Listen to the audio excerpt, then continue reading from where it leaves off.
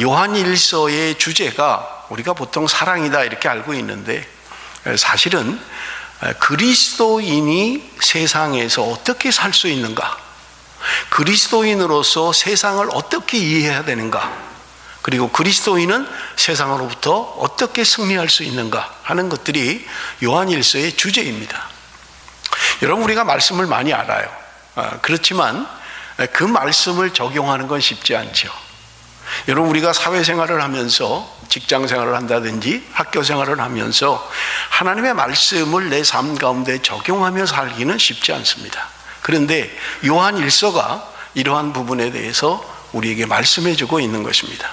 그렇기 때문에 요한일서를 좀 빨리 설교해야 되겠다 하는 마음이 저한테 있었던 것입니다. 그래서 오늘부터 시작해서 5번 요한일서를 우리가 함께 나누기를 원합니다.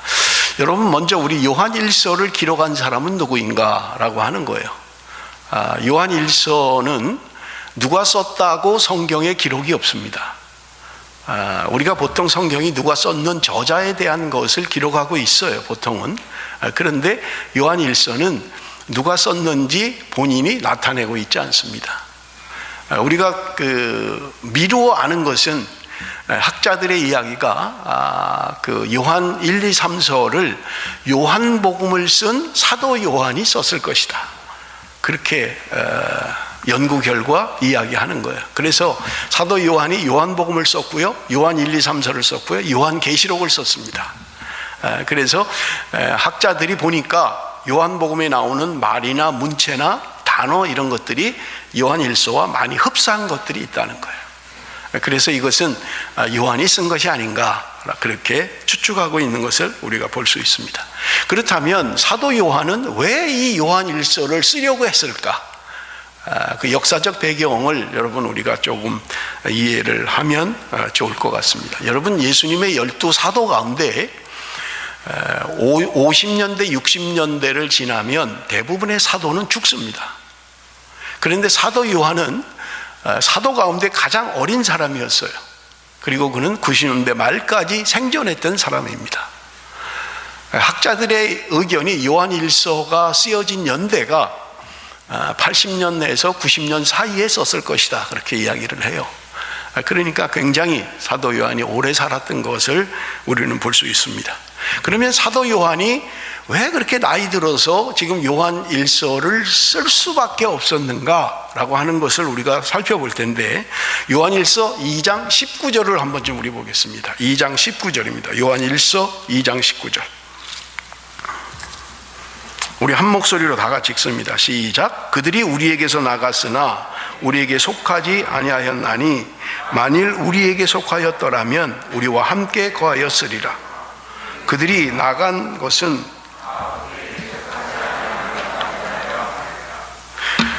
여기 오늘 본문에 보면 그들이 누구인지 몰라요. 그런데 그들이 우리에게서 나갔다, 그렇게 이야기해요. 그들이 우리에게서 나갔다는 거예요. 그러면서 하는 말이 우리에게 속하지 아니하였기 때문에 그들이 나갔다는 거예요. 그러면서 하는 말이 여러분, 요한이서 1장 7절을 한번 좀 보겠습니다. 요한이서 1장 7절. 우리 그 바로 뒤에죠. 요한일서 다음에 요한이서 한 장밖에 없죠. 이서 3서는 한 장밖에 없습니다. 우리 1장 7절 다 같이 읽습니다. 시작. 미혹하는 자가 세상에 많이 나왔나니 이는 예수 그리스도께서 육체로 오심을 부인하는 자라. 이런 자가 미혹하는 자요 적그리스도니.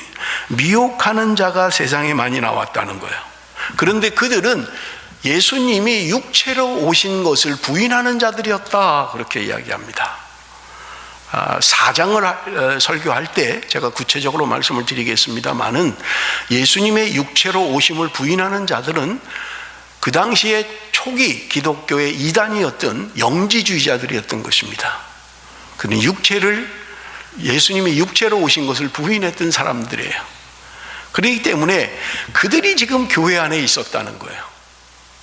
그런데 그들 때문에 지금 교회가 어려움을 겪고 결국은 그들이 나갔다라고 하는 것을 사도 요한이 이야기하고 있는 거예요. 그래서 내가 너희들에게 지금 편지를 쓰고 있는 것이다, 사도 요한은 지금 이야기하고 있는 것을 우리는 볼 수 있는 것입니다.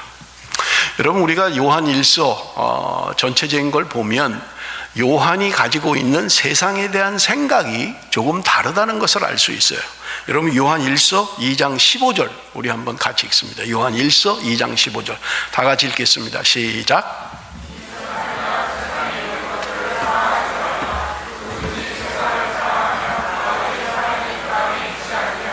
사도 요한은 지금 이야기합니다. 세상이나 세상에 있는 것들을 사랑하지 말라. 누구든지 세상을 사랑하면 아버지의 사랑이 그 안에 있지 않다. 세상을 사랑하지 말라는 거예요. 그런데 여러분 보세요. 우리가 잘 암송하고 있는 요한복음 3장 16절에 보면 하나님이 세상을 이처럼 사랑하사 독생자를 주시기까지 사랑했다는 거예요. 그런데 세상을 사랑했다는 거예요. 그런데 사도 요한은 지금 세상을 사랑하지 말라 그렇게 이야기해요. 하나님은 세상을 사랑해라 그렇게 말씀하셨는데 사도 요한은 세상을 사랑하지 말라고 이야기하는 거예요. 사도 요한이 하나님보다 더 나아서 지금 이런 이야기를 하고 있을까요? 여러분, 성경 안에 세상이라는 단어는 세 가지의 의미로 사용되고 있습니다. 의미가 달라서 그래요. 여러분, 첫 번째 세상은 하나님이 만드신 우주 만물을 이야기할 때 세상이다 그렇게 표현을 합니다. 그 다음에 또 하나의 표현은 뭐냐면 이 세상 속에 살고 있는 사람들을 지칭할 때도 세상이라고 이야기합니다. 하나님이 세상을 이처럼 사랑하사라는 말은 하나님이 만드신 자연 만물을 사랑했다는 게 아니에요. 그 안에 살고 있는 사람들을 사랑했다 그런 말입니다. 마지막 세 번째로 세상이라고 하는 것은 악한 영이 통치하고 다스리는 세상을 이야기할 때도 세상이라고 이야기합니다. 예수님이 말씀하셨던 세상을 사랑해야 된다, 하나님이 세상을 사랑했다라는 말은 그 안에 있는 사람을 사랑했다는 말이고, 사도 요한이 말하는 세상을 사랑하지 말라라고 하는 것은 악한 영이 통치하고 지배하는 세상, 그들의 정신, 그들의 사조, 그들의 철학을 말하는 거예요. 세상을 따라가지 말라는 거예요. 그래서 로마서에도 이야기하고 있잖아요. 너희는 이 세대를 본받지 말라라고 하는 거예요. 그 세대라고 하는 것은요, 시대 정신을 말하는 거예요. 하나님이 없는 세상, 하나님을 부인하는 시대 사조를 이야기하는 거예요. 그것을 따라가면 안 된다, 그렇게 우리에게 말씀하고 있는 것을 우리는 볼 수 있습니다.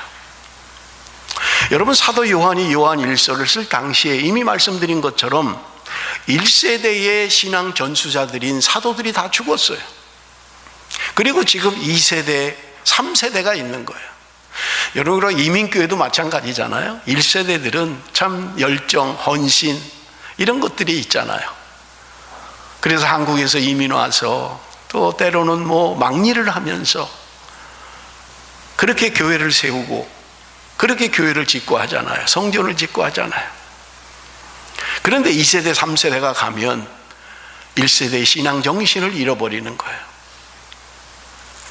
그렇기 때문에 세상과 타협하게 되고 세상 속에 살게 되는 거예요. 그러다 보니까 신앙의 순결성, 신앙의 거룩성을 잃어버리는 거예요. 세상과 타협해버리고 마는 거예요. 그래서 교회에서 말씀하는 것들을 지겨워하는 거예요. 맨날 말씀에 순종해라, 말씀대로 살라, 지겨운 거예요. 그렇기 때문에 그들은 말씀을 떠나고 교회를 떠나는 거예요. 그런데 여러분, 성경은 이야기합니다. 로마서 8장 7절에 보니까 육신의 생각은 하나님과 원수가 되나니 이는 하나님의 법에 굴복하지 아니할 뿐 아니라 할 수도 없습니다. 육신의 생각은 하나님과 원수가 된다는 거예요. 우리 안에 육신적인 생각이 있는 한, 오늘 나를 지배하고 나를 다스리는 것이 육신의 생각이라면 하나님과 원수가 된다는 거예요. 하나님의 말씀에 굴복하지도 못하고 할 수도 없다고 이야기하는 거예요. 오늘 내가 육신에 속하여 육신의 사조를 따라서 육신의 생각을 따라서 살아가고 있다면 우리는 하나님과 원수입니다. 하나님의 말씀에 굴복하지 않아요. 듣지 않는다고 말씀하고 있는 것입니다. 이러한 세대 가운데 지금 사도 요한이 지금 요한일서를 통하여 외치는 말씀이 있습니다. 그것은요, 1장 가운데 먼저 중요한 것이 그리스도인은 누구냐라고 하는 거예요. 먼저 내가 누구인지를 알아야 된다는 거예요. 그리고 세상을 알아야 되고, 그렇다면 그리스도인이 세상 가운데 어떻게 살아야 되는가를 구체적으로 우리에게 말씀해 주고 있는 것입니다. 여러분, 그리스도인은 누구입니까? 첫째로 이야기합니다. 생명을 가진 자라는 거예요. 여러분, 요한일서 1장 1절 2절 우리 한번 같이 읽어봅니다. 이미 읽었습니다마는 1절 2절 우리 한번 같이 읽습니다. 시작. 태초부터 있는 생명의 말씀에 관한 우리가 들은 바요, 눈으로 본 바요, 자세히 보고 우리 손으로 만진 바라. 이 생명이 나타내신 바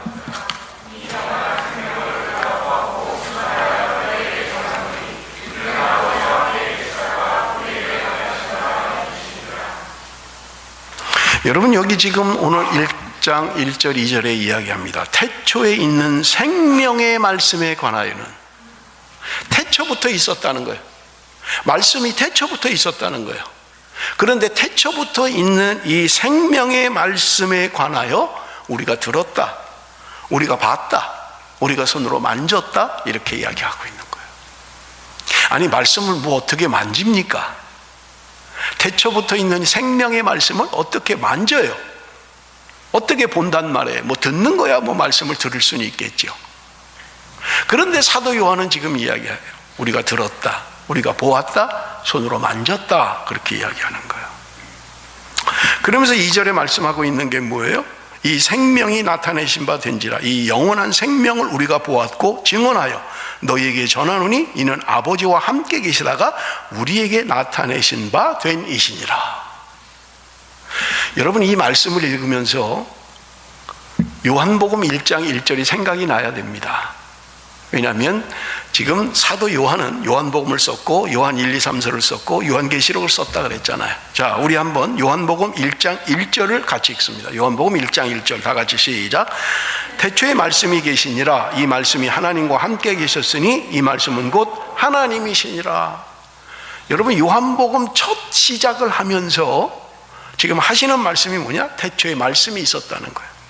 그런데 이 말씀이 하나님과 함께 계셨고 이 말씀은 하나님이라는 거예요. 그러면서 14절에 말씀합니다. 말씀이 육신이 되어 우리 가운데 거하심에, 그 말씀이 육신이 되어서 우리 가운데 오셨다는 거예요.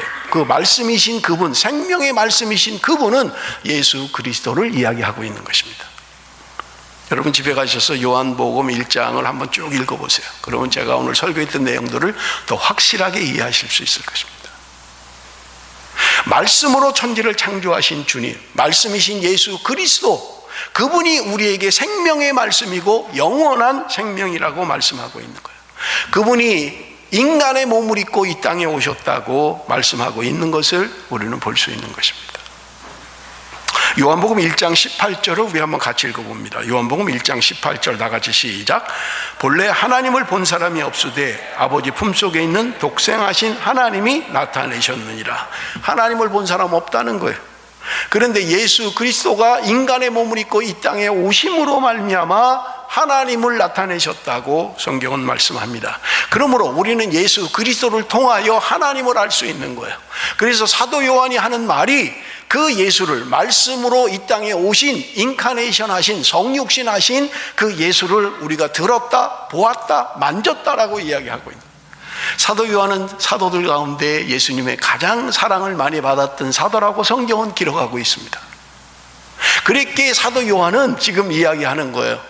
내가 말씀이신 그 예수 그리스도를 들었다, 보았다, 만졌다라고 이야기하고 있는 것입니다. 여러분, 예수님을 보았다는 거예요. 들었다는 거예요. 만졌다는 거예요. 우리가 종종 사람들의 간증을 들어보면 간증하는 가운데 그런 말을 많이 하죠. 내가 예수님을 언제 인격적으로 만났습니다, 그렇게 이야기를 하죠. 예수님을 인격적으로 만났다는 게 뭐예요? 어떻게 만나는 게 인격적으로 만나는 것입니까? 여러분, 우리가 인격이라고 이야기할 때 인격이라는 말은 지정의가 복합적으로 가지고 있는 사람을 우리는 인격적이라고 이야기합니다. 지식은 굉장히 많은데 의지가 약해요. 그런 사람을 인격적이라고 말하지 않습니다. 감정은 아주 풍부한데 지적인 게 없어요. 그 사람도 인격적이라고 말하지 않습니다.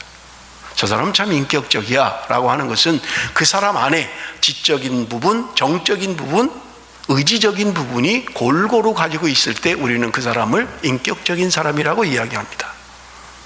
그렇다면 우리가 예수님을 만났다, 인격적으로 만났다라고 하는 것은 단지 감정으로 주님을 만난 것을 말하지 않는다는 거예요. 예수님을 아는 것을 이야기하는 거예요. 의지적인 부분을 이야기하는 거예요. 그럴 때 우리는 예수님을 인격적으로 만났다, 그렇게 이야기할 수 있는 것입니다. 여러분, 사도 바울이 사울이었을 때 다메섹으로 가는 도중에 예수님을 만나잖아요. 그럴 때 그는 완전히 변화되었던 것입니다. 여러분, 우리가 요한 1서 5장 11절에서 13절 우리 한번 좀 읽어봅니다. 요한 1서 5장 11절에서 13절 다 같이 읽습니다. 시작. 또 증거는 이것이니 하나님이 우리에게 영생을 주신 것과 이 생명이 그의 아들 안에 있는 그것이니라. 아들이 있는 자에게는 생명이 있고 하나님의 아들이 없는 자에게는 생명이 없느니라. 내가 하나님의 아들의 이름을 믿는 너희에게 이것을 쓰는 것은 너희로 하여금 너희에게 영생이 있음을 알게 하려 함이라. 여러분, 요한 1서와 요한복음의 차이가 뭐냐면, 요한복음은 예수님을 모르는 사람들에게 읽혀지도록 쓴 것입니다. 그래서 예수님은 이런 분이다, 이런 일을 하셨다, 이렇게 믿어야 된다라는 것을 설명하고 있어요. 그런데 요한 1서는요, 안 믿는 사람들을 대상으로 쓴 것이 아닙니다. 하나님을 믿는, 이미 하나님의 자녀가 된 사람들을 위하여 쓴 책이 요한 1서였던 것입니다. 그렇기 때문에 여기 오늘 본문에 이야기하잖아요. 생명에 대해서 이야기하고 있는 거예요. 그런데 그 생명이 누가 가지고 있다고요? 아들이 있는 자는 생명이 있다. 아들이 없는 자는 생명이 없다. 제가 우리 그 장로님, 우리 한국의 장로님들하고 모임을 갖는 중에 그 장로님이 저한테 어디 지나가는데 물어요. 목사님은 생명이 있습니까? 그래요. 네? 생명이 있습니까? 아, 있지요, 생명이. 그러니까 하는 말이, 아들이 있습니까? 그러더라고요. 아니요, 저는 딸만 드리는데요. 그러면 생명 없는 겁니다. 그러더라고요.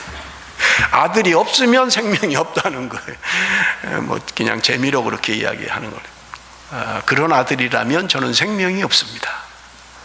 그런데 여기 말하는 아들은 내 육신의 아들을 말하는 게 아니라 예수 그리스도 하나님의 아들, 그분이 내 안에 있느냐 하는 거예요.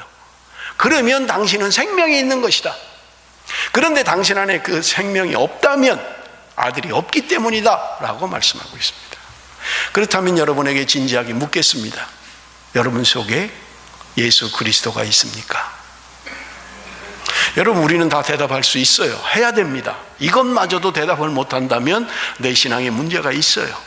자, 그러면 보세요. 내 안에 생명이 있다라고 하는 것은 무엇을 의미하느냐 하는 거예요. 여러분, 우리 3절 말씀을 한번 같이 읽겠습니다. 3절 말씀 다 같이 읽습니다. 시작. 우리가 보고 들은 바를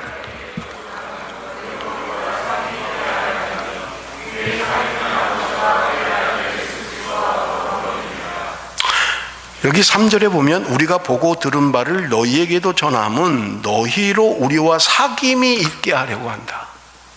여러분, 지금 사도 요한이 요한 1서를 통해서 그리스도인의 정체성을 3가지 단어로 설명하고 있어요. 첫째는 생명입니다. 그런데 그 생명은 아들이 내 안에 있으면 그 사람은 생명이 있는 것이다 라고 이야기해요. 두 번째로, 생명이 있는 자는 그분과의 사귐이 있어야 된다는 거예요. 그것이 3절이 우리에게 말씀해 주고 있는 것입니다. 보세요.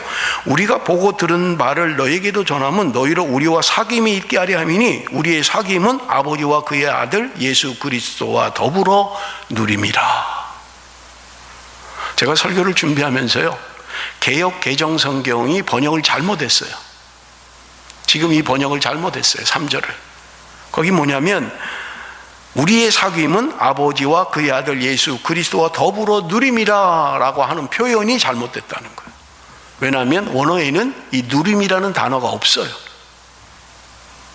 그래서 전의 성경, 개역 성경이 훨씬 더 원어를 잘 번역했어요. 우리 개역 성경으로 다시 한번 봅니다. 개역 성경으로. 개역 한글. 우리가 보고 들은 바를 너희에게도 전하면 너희로 우리의 사귐이 있게 하려 함이니 우리의 사귐은 아버지와 그 아들 예수 그리스도와 함께 함이라. 이게 원어의 의미예요. 원어에도 이렇게 되어 있어요. 우리가 사귐이라는 건 뭐냐? 하나님과 예수 그리스도와 함께 하는 것이 사귐이라는 거예요. 여러분, 사귐이라는 말을 다른 말로 하면 뭐 교제, 친교 이런 말로 사용할 수 있을 거예요. 여러분, 우리가 교회 안에서 성도의 교제를 이야기합니다. 지금 사도 요한이 이야기하는 것도 그래요. 우리와 사귐이 있게 하려 합니다. 너희들과 우리 사이에 사귐이 있게 하려 합니다. 그런데 그 사귐은 뭐냐? 하나님과 예수 그리스도와 함께하는 것이 사귐이라는 거예요. 여러분, 그렇다면 오늘 우리가 알고 있는 친교와 교제를 보십시오. 오늘 교회 안에 성도의 교제가 하나님과 예수 그리스도와 함께 하는 것 안에서의 교제입니까? 아니면 그저 먹고 마시는 것, 그것이 교제라고 자꾸 생각을 해요. 이건 잘못된 것입니다. 하나님이 없는, 예수 그리스도가 없는 그런 교제는 그냥 먹고 노는 거예요. 그런데 오늘 교회 안에 이것을 교제라고 자꾸 생각하는 거예요. 먹고 마시고 놀고 그러면 친해지고, 그 안에 하나님 없어요. 예수 그리스도가 없어요. 그런데 우리는 친교 잘했다, 우리 가까워졌다, 자꾸 이러는 거예요. 여러분, 그리스도인의 친교라고 하는 것은 하나님과 예수 그리스도를 떠난 그 어떤 것도 친교가 아닙니다.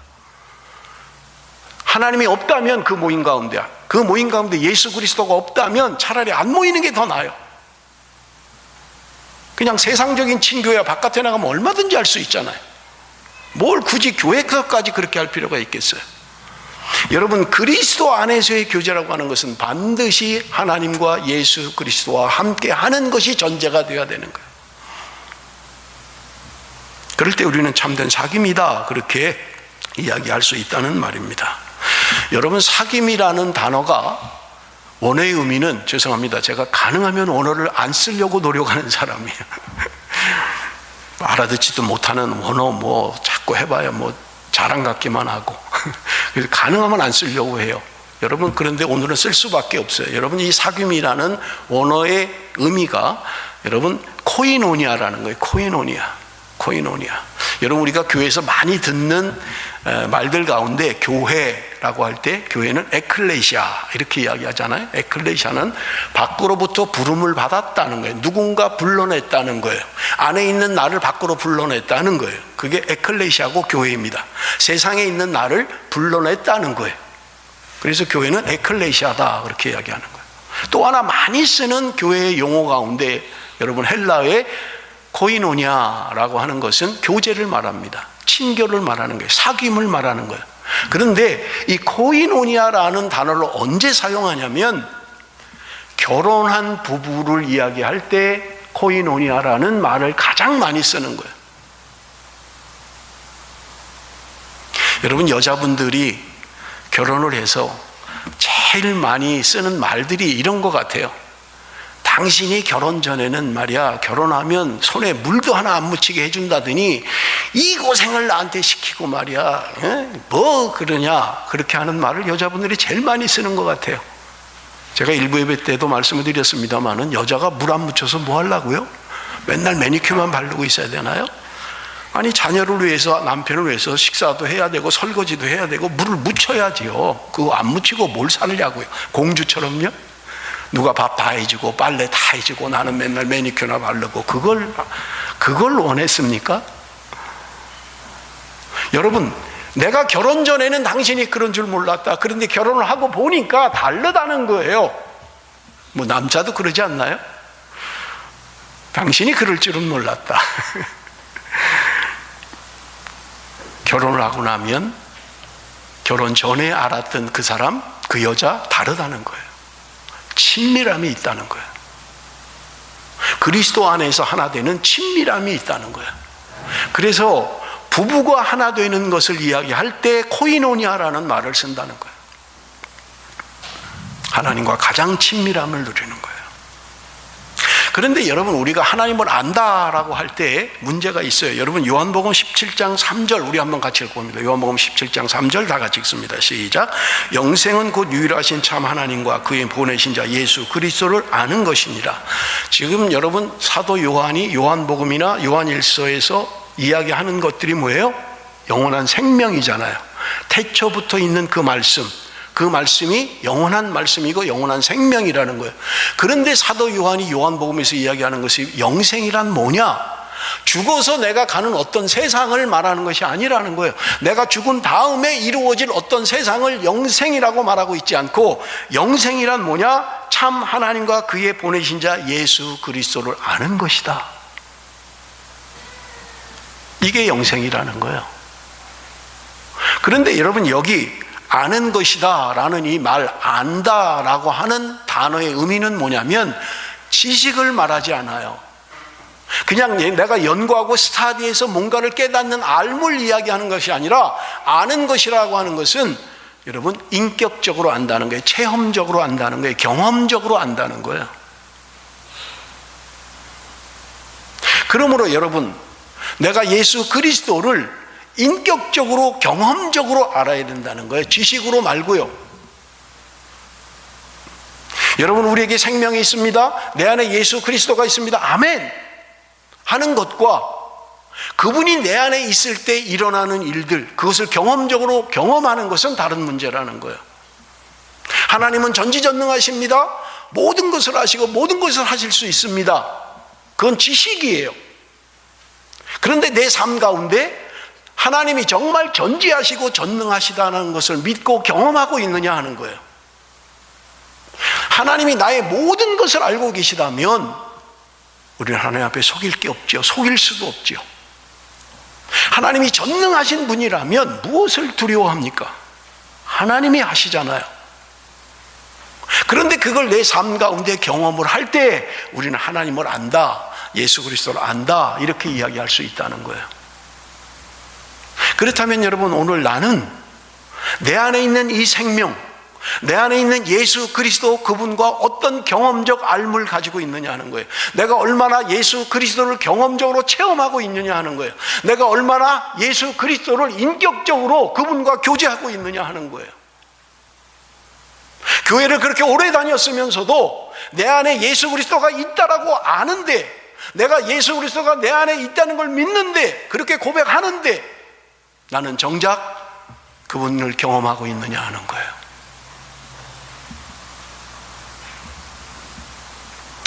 여러분, 3절 하반절에 우리의 사귐은 아버지와 그 아들 예수 그리스도와 함께 합니다, 이렇게 했잖아요. 그게 원어에 가장 가까운 의미라고 했어요.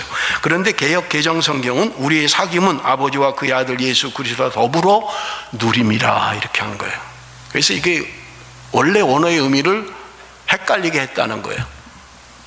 그런데 여러분, 우리가 영어를 해석을 할 때 직역과 의역이 있잖아요. 이 차이를 알면 왜 이렇게 했는지 알 수 있어요. 여러분, 개역 개정 성경이 누림이다 라고 한 것은 의역을 한 거예요. 개역 한글 성경은 함께 합니다 라고 한 것은 직역을 한 거예요. 원어에 가장 정확하게 직역을 했어요. 원어에도 그렇게 돼 있으니까요. 그렇다면 여러분 한번 보세요. 우리의 사귐은 하나님과 예수 그리스도와 함께 함이라고 하는 것은 여러분 직역을 했다는 거예요. 그런데 개역 개정을 번역하면서 조금 더 앞에 나가서 의역을 한 거예요. 우리가 하나님과 함께 한다는 건 도대체 뭐냐? 그것은 바로 누림이다. 함께 함으로 말미암아 누림이 있어야 된다는 거예요. 그래서 이것을 의역을 했다라고 이야기하는 거예요. 내가 하나님과 함께 합니다. 주님이 내 안에 계십니다. 내가 주님과의 교제가 있습니다. 사귐이 있습니다 라고 한다면 여러분, 우리는 그 안에서 누림이 있어야 된다는 거예요. 내가 그리스도 안에서, 하나님 안에서 어떤 누림을 가지고 있습니까? 어떤 경험들을 하고 사십니까? 여러분, 우리가 가족에게 누리는 것들이 있잖아요. 함께라는 것 때문에 우리에게는 누림이 있는 거예요. 오늘 좀 일찍 마쳐야 돼서 제가 계속 설교를 더 이상 설명을 못 하겠네요. 여러분, 세 번째 그리스도인의 정체성, 첫째는 생명이라고 이야기했고요, 두 번째는 사귐이라고 이야기했습니다. 세 번째는 기쁨입니다. 우리 4절 말씀 한번 같이 읽습니다. 4절 말씀 다 같이 시작. 우리가 이것을 쓰면 우리의 기쁨이 충만하게 하려 합니다. 여러분, 우리 안에 생명이 있어요. 영원한 생명, 태초부터 있었던 그 말씀이 우리 안에 있다는 거예요. 예수 그리스도라고 이야기하고 있고요, 그 말씀이 우리 안에 있는 자는 주님과의 사귐이 있어야 된다는 거예요. 주님과의 사귐이 있는 자는 기쁨을 누리게 된다는 거예요. 그래서 요한일서, 요한복음을 생각할 때 여러분이 세 단어를 생각해야 돼요. 첫째는 생명입니다. 두 번째는 사귐이고요, 그리고 기쁨입니다. 내가 주님과의 사귐이 있을 때 우리에게는 기쁨이 있다고 이야기하고 있는 것을 우리는 볼 수 있습니다. 여러분, 이 기쁨이라고 하는 것은요, 뭔가가 나아져서, 뭔가가 좋아져서, 환경이 좋아져서 얻는 것, 그것을 기쁨이라고 말하고 있는 것이 아니라는 거예요. 요한복음 15장 11절에 보니까 내가 이것을 너희에게 이름은 내 기쁨이 너희 안에 있어 너희 기쁨을 충만하게 하려 함이라. 사도행전 5장 41절에 사도들은 그 이름을 위하여 능욕받는 일에 합당한 자로 여기심을 기뻐하면서 공회 앞을 떠나니라. 그리스도인의 기쁨이라고 하는 것은 어떤 외부적인 환경적인 것으로 말미암아 주어지는 기쁨을 말하고 있는 것이 아니라는 거예요. 지금 공회 앞에 체포가 되어서 매를 맞고 감옥에 갇히고 그렇게 어려움을 당하면서도 내가 그리스도의 이름을 증거하는 일에 합당한 자로 여기는 것으로 인하여 기뻐한다는 거예요. 뭔가 나아져서 환경이 좋아져서 뭔가 승진하고 뭔가 샐러리가 더 많아지고 수입이 좋아지고 그래서 내가 기뻐하는 것이 아니라 내가 능욕을 당하고 고통을 당하고 감옥에 가 있다 할지라도 예수 그리스도를 증거하는 사람으로 합당하다라고 사람들이 이야기할 때 그것으로 기뻐한다는 거예요. 사람들이 나를 향하여 조롱하고 왕따를 시키고 나를 비웃고 할지 모르지만 쟤는 예수밖에 몰라, 쟤는 예수밖에 모르는 애야 라고 하는 것을 듣는 것으로 인하여 기뻐한다는 거예요. 내가 그럴 만한 자격이 없는데 세상 사람들은 나를 향하여 그렇게 이야기해 주는 것으로 인하여 나는 감사하고 있다는 거예요. 내가 세상에서 왕따를 당하고 조롱을 당하고 비숨을 당한다 할지라도 내가 예수 그리스도를 증거하는 사람으로 인정함을 받는 것, 그것이 나의 기쁨이다. 지금 그렇게 이야기하고 있는 것입니다. 그렇기 때문에 여러분, 그리스도인의 표지, 그것은요 기쁨이어야만 합니다. 사람들이 나를 보면서 오늘 뭐 좋은 일 있어요? 이렇게 질문을 해야 되는데 어디 아프니? 이건요 그리스도인의 표지가 아니에요. 그냥 인상을 쓰고 그냥 오만 근심 다 갖고 있는 것처럼 인상을 쓰고, 그래서 사람들이 옆에서 보는 게 부담스럽고, 그래서 한다는 말이 어디 아프세요? 그거는 내가 지금 평안이 없는 거예요. 내게 기쁨이 없는 거예요. 그래서 그냥 인상을 쓰고 있는 거예요. 여러분, 이건 그리스도인의 모습이 아니라는 거예요. 사람들이 나를 보면 뭐 좋은 일 있으신가 봐요? 뭐 집안에 좋은 일 있으세요? 기쁜 일이 있으세요? 라고 할 수 있어야 된다는 거예요. 그게 그리스도인의 표지입니다. 어떻게 기쁨이 있습니까? 내 안에 생명이 있을 때, 예수 그리스도가 내 안에 있을 때, 그분과의 교제, 그분과의 사귐이 있을 때 우리는 기뻐할 수 있다고 말씀하고 있는 것입니다. 고린도후서 13장 5절 우리 한번 같이 읽어봅니다. 다 같이 읽습니다. 시작. 너희는 믿음 안에 있는가 너희 자신을 시험하고 너희 자신을 확증하라. 예수 그리스도께서 너희 안에 계신 줄을 너희가 스스로 알지 못하느냐. 그렇지 않으면 너희는 버림받은 자니라. 바울은 지금 이야기하고 있는 거예요. 너희는 믿음 안에 있는가 너희 자신을 시험하고 확증하라는 거예요. 내 안에 예수 그리스도가 있는가 너가 스스로 확증하라는 거예요. 왜요? 그분이 너희 안에 계신 줄을 너희가 스스로 알지 못하느냐? 이거는 질문이 아니에요. 반문을 통한 강조예요. 내 안에 예수 그리스도가 있다면 물을 것도 없다는 거예요. 너 스스로 내 안에 예수 그리스도가 있는 걸 어떻게 모를 수가 있느냐? 너가 만약에 그것을 모른다면 너는 버리는 자라는 거예요. 넌 버린 자라는 거예요. 사랑하는 성도 여러분, 다시 묻겠습니다. 내 안에 그리스도가 있습니까? 아멘 하셔야 돼요. 내 안에 그리스도가 있는 걸 내가 알다는 거예요. 남이 말고 내 안에 나 스스로 내 자신이 예수 그리스도가 내 안에 있는 걸 알 수 있어야 된다는 거예요. 그렇지 않다면 버린 자라는 거예요, 그 사람. 6절 7절을 우리 같이 읽습니다. 요한일서 1장 6절 7절 같이 읽습니다. 다 같이 시작. 만일 우리가 하나님과 사귐이 있다 하고 어둠에 행하면 거짓말을 하고 진리를 행하지 아니함이거니와 그가 빛 가운데 계신 것 같이 우리도 빛 가운데 행하면 우리가 서로 사귐이 있고 그 아들 예수의 피가 우리를 모든 죄에서 깨끗하게 하실 것이요. 내가 사귐이 있습니다. 내 안에 그리스도가 있습니다. 그래서 나는 주님과 교제합니다 라고 한다면 뭐라고 이야기해요? 어둠 가운데 행한다면 거짓말하는 거라는 거예요. 내가 그리스도가 내 안에 있어요. 나는 그분과 교제합니다. 나는 즐거워요. 그런데 어둠 가운데 행하고 있다는 거예요. 그러면 그 사람은 거짓말하는 사람이라는 거예요. 진리가 그 안에 없는 사람이라고 이야기하고 있는 거예요. 진리가 내 안에 있다면, 생명 되신 예수 그리스도가 내 안에 있다면 우리는 어둠의 일을 해서는 안 되는 거예요. 그건 거짓말하는 거예요. 아니에요. 나는 뭐 다 믿고 다 교제하고요. 내 안에 기쁨도 있어요. 그런데 어둠의 일을 행한단 말이에요. 그런데 어둠의 일을 행하고 있단 말이에요. 성경은 우리에게 얘기해요. 너는 거짓말하고 있는 것이다.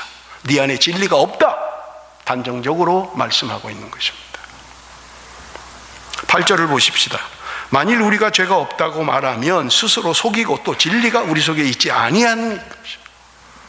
내가 죄 없어 라고 하면 스스로 속이고 있는 거라는 거예요. 9절, 만일 우리가 우리 죄를 자백하면 그는 미쁘시고 의로우사 우리 죄를 사하시며 우리를 모든 불의에서 깨끗하게 하실 것이요. 내가 죄인됨을 알고 내가 죄 있는 걸 알고 주님 내가 죄인입니다 라고 고백한다면 주님은 우리 죄를 사해 주실 것이라는 거예요. 그리고 우리를 깨끗하게 하실 것이라는 거예요. 10절 말씀 우리 한번 같이 읽어봅니다. 다 같이 시작.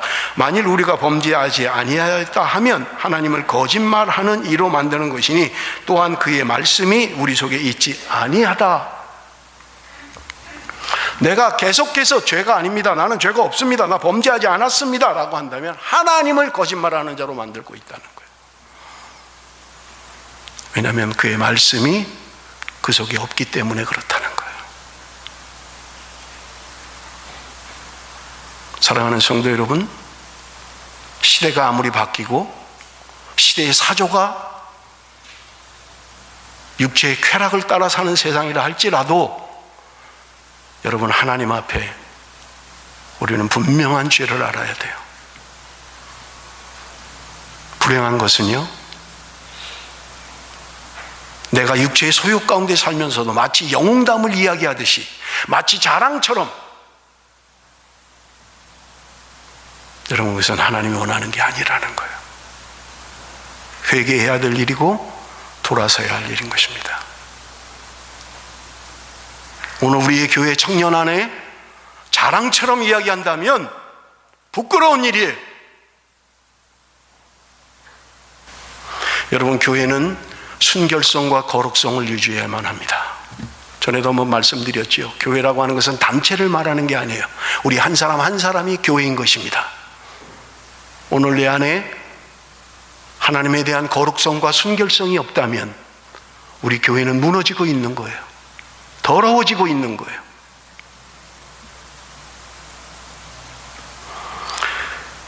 오늘 내 안에 그리스도가 있습니까? 나는 주님과 사귐이 있습니까? 그래서 나는 기쁨이 있습니까? 우리 성경 한 군데만 읽고 마치겠습니다. 에베소서 5장 8절에서 13절입니다. 에베소서 5장 8절에서 13절 다 같이 읽습니다. 시작. 너희가 전에는 어둠이더니 이제는 주 안에서 빛이라. 빛의 자녀들처럼 행하라. 빛의 열매는 모든 착함과 의로움과 진실함에 있느니라. 주를 기쁘시게 할 것이 무엇인가 시험하여 보라. 너희는 열매 없는 어둠의 일에 참여하지 말고 도리어 책망하라. 그들이 은밀히 행하는 것들은 말하기도 부끄러운 것들이라. 그러나 책망을 받는 모든 것은 빛으로 말미암아 드러나나니 드러나는 것마다 빛이니라. 여러분, 요한일서 1장 5절에 제가 읽지 않았습니다마는 하나님은 빛이시다고 이야기합니다. 여러분, 에베소서 5장에 우리에게 말씀하고 있는 것이 무엇입니까? 우리가 전에는 어둠이었다는 거예요. 우리가 예수를 알기 전에는 우리가 어둠이었다는 거예요. 그런데 이제 주 안에서 빛이라고 말씀하는 거예요. 그래서 빛의 자녀들처럼 행하라고 말씀합니다. 여러분, 성경은 빛과 어둠을 나눕니다. 어둠의 일들이 무엇입니까? 열매 없는 어둠의 일에 참여하지 말고 도리어 책망해라. 그들이 은밀히 행하는 것들은 말하기도 부끄러운 것들이다. 그들이 은밀히 행하는 것들은 부끄러운 일이라는 거예요. 그런데 이걸 자랑처럼 이야기해요. 영담처럼 얘기해요. 마치 죄 지은 것이 전과가 되고 업적이 되고. 여러분, 교회 안에 그렇다면 부끄러운 일입니다. 불법을 행하고 부정을 행하는 것을 마치 당연하고 능력 있는 사람이 그렇게 하는 것처럼 우리가 말을 한다면 부끄러운 일입니다. 13절 중요합니다. 그러나 책망을 받는 모든 것은 빛으로 말미암아 드러나나니 드러나는 것마다 빛이니라. 여러분, 아무리 어두워도요, 아무리 깜깜해도요, 빛이 들어오면 환해지는 거예요. 드러나는 거예요. 알 수 있는 거예요. 제가 몇 번 말씀을 드렸습니다마는 군에 있을 때 철책에 근무하면요, 하지 때는요 14시간, 어느 때는 15시간을 교대 없이 그 자리에 서 있어야 될 때도 있어요. 보통 몇 시간 쓰면 한두 시간 쉬고 이렇게 교체를 하는데, 달이 없는 완전 깜깜한 밤, 그것도 밤이 긴 동지, 죄송해요, 제가 하지라 그랬나 봐요. 밤이 가장 긴 14시간, 15시간 밤이 있는 그 시간에는요 움직이지도 못해요. 가만히 있어야 돼요. 그런데 그 추운 겨울에 말도 못하고 움직이지도 못하고 교대도 안 되고 쉬지도 못하고 가만히 앞만 쳐다보고 지켜야 되는 거예요. 그러다가 아침이 태양빛이 떠오르면, 태양이 떠오르면 온 천하 만물의 그 어둠이 사라지는 거예요. 환히 보이는 거예요. 병사들이 나와서 노래를 부르고, 병사들이 나와서 체조를 하고 야호하는 사람도 있고요, 노래를 부르는 사람도 있고요, 운동을 하는 사람도 있고요. 그때는 움직여도 돼요. 눈에 다 보이니까요. 드러났으니까요. 은밀하게 행하는 부끄러운 일들, 그것은 드러나는 때가 있다는 거예요. 그게 언제예요? 빛이 임하면 드러난다는 거예요. 그게 뭐예요? 오늘 성경이 얘기합니다. 책망인 것입니다. 책망받으면 숨기고 있는 게 드러나는 거예요. 그러면 13절에 이야기하고 있는 것입니다. 빛으로 바뀐다는 거예요. 그 어둠이 빛으로 바뀐다는 거예요. 제가 아는 선배 가운데 검찰청 사무관으로 있는 분이 있어요. 그분이 언젠가 한번 이야기하면서 그런 얘기를 해요. 죄인들이 잡혀오면, 검찰청에 끌려오면 많은 사람들이 하는 말이 있다는 거예요. 아이고, 이제는 좀 발 좀 뻗고 자겠다. 아이고, 내가 이제 체포됐는데, 죄를 져서 지금 잡혀왔는데, 그들이 하는 말이 이제 좀 잠 좀 내가 교도소에 가더라도 잠 좀 편히 자겠다는 거예요. 죄를 짓고 도망 다니는 거예요. 그러니까 혹시나 잡힐까, 다 쳐다보는 게 다 무슨 형사 같고 경찰 같고 다 그런 거예요. 그래서 늘 노심초사하고 밥 먹으면서도 불안하고 어디를 가도 불안하고 밤에만 살살 다니고. 그런데 체포가 되고 나면 아이고 시원하다, 내가 차라리 이제 잠을 좀 자겠다 라고 이야기한다는 거예요. 왜? 다 드러났으니까요. 사랑하는 성도 여러분, 어둠 가운데 계십니까? 말하기도 부끄러운 은밀한 일들을 행하고 있습니까? 돌아서야만 합니다. 드러나야만 합니다.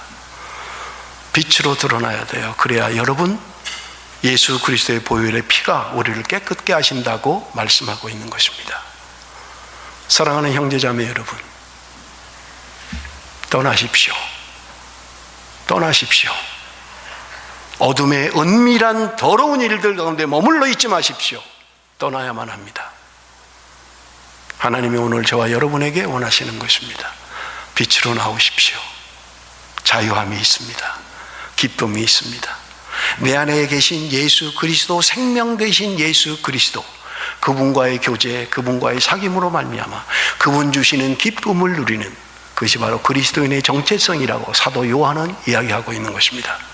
성경은 우리에게 이야기합니다. 세상이 줄 수 없는 기쁨, 세상이 줄 수 없는 평안이 우리에게 있다는 말이에요. 오늘 아들 되신 예수 그리스도, 생명 되신 그분이 우리 안에 있다는 말은 세상이 줄 수 없는 평안이, 세상이 줄 수 없는 기쁨이 오늘 우리 안에, 저와 여러분 안에 분명하게 있다고 말씀하고 있는 것입니다. 사랑하는 성도 여러분, 눈에 보이는 기쁨, 눈에 보이는 평안을 따라가지 마십시오. 힘들고 어려워도 왕따가 된다 할지라도, 나를 조롱하고 비웃는다 할지라도 예수 그리스도, 빛 대신 하나님 앞에 우리가 나갈 때 소망이 있는 것입니다. 어둠의 일을 버리십시오. 어둠에서 떠나십시오. 그것이 바로 그리스도인의 정체성인 것입니다. 기도하겠습니다.